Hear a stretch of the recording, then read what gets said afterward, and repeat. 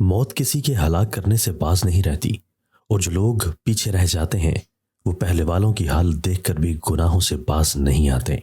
جس شخص کو سفر کرنے کا یقین ہوتا ہے وہ اس کی روانگی کے لیے تیار رہتا ہے۔ مومن کے لیے موت جیسا کوئی باعث راحت نہیں۔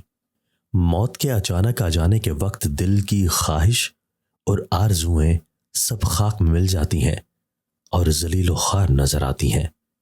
ہر ایک نفس کے لیے موت کا جام اور ہر ایک ظالم کے لیے ایک روز انتقام ہے۔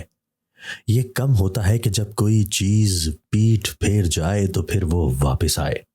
معرفت الہی سے اس کی مقدس بارگاہ میں کامیابی حاصل ہوتی ہے اور شریعت نفس کو سنوارنے والی ہے۔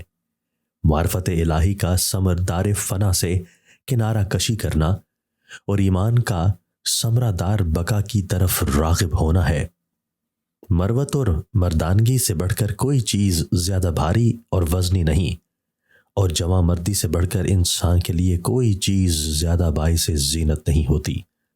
نہایت اچھی مروت یہ ہے کہ بھائی بندوں کے ساتھ نیک سلوک ہو، اور نہایت ادب یہ ہے کہ انسان مروت کو محفوظ رکھے۔ جس شخص کا مشیر اور صلاحگار گمراہ ہوتا ہے اس کی تدابیر ناقص اور گمراہ کن ہوتی ہیں۔ جو بندہ مشورہ لینے والے کے ساتھ دھوکہ کرتا ہے اس سے تدبیر اور سوچ بچار کی قوت سلب کر لی جاتی ہے۔ جو شخص عقل مندوں سے صلاح و مشورہ لیتا ہے اس سے رائے اور تدبیر کا مادہ مسلوب ہو جاتا ہے۔ معافی نہایت اچھا انتقام داری بڑی کامیابی اور حسد شیطان کا بھاری پھندا ہے۔ اپنے دوست کی غلطی معاف کر دے، اس سے تیرے دشمن تجھے بھلا سمجھیں گے۔ کسی کام کا پختہ ارادہ کرنے سے پہلے اس کے متعلق دوست احباب سے مشورہ کرنا اور اس کے شروع کرنے سے پہلے اسے خوب سوچ لینا چاہیے۔ عقل مند کا یہ فرض ہے کہ اپنے معاملات غور طلب میں ہمیشہ دوستوں سے مشورہ لے اور ایسے معاملات میں کبھی خود رائے سے کام نہ کرے۔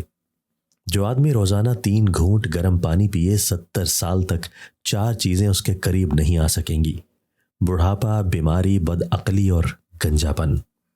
قدرت کے وقت لوگوں کی غلطیاں معاف کر، اسرت اور تنگی کی حالت میں سخاوت کو نہ چھوڑ۔